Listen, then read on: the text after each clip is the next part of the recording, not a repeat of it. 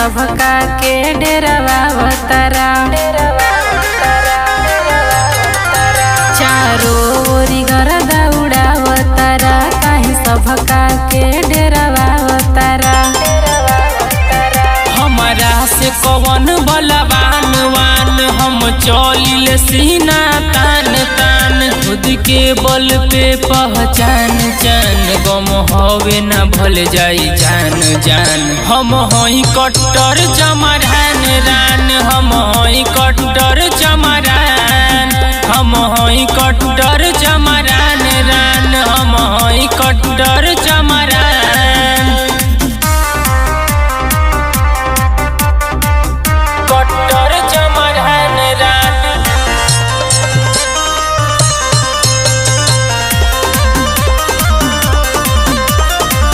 केहू का करी जवान कइले भीम हमार हो। दिन हो चमार के जे बहने सब रंगदार हो। जनतानी सब कहानी हो, अब छोड़ द कइल मनमानी हो। थर थर कापेला ढान डान, घटल न घटी शान शान। शासन भी करे सम्मान मान, कम पहर जाई हो बखान खान। हम हई कट्टर चमरान रान, हम हई कट्टर चमरान।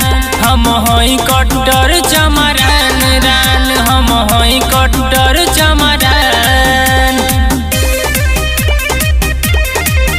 हम हई कट्टर चमरान रान।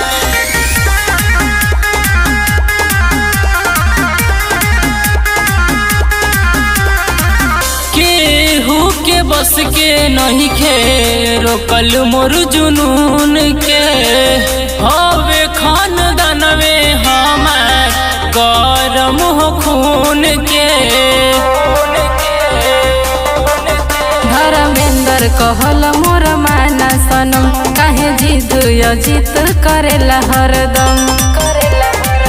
जब निकलिले पगड़ी बान बान, होई जाले दुश्मन हैरान रान। बा खुद पे कर जाय अभिमान मान, भीमवादी हवे खानदान दान। हम हई कट्टर चमरान रान, हम हई कट्टर चमरान।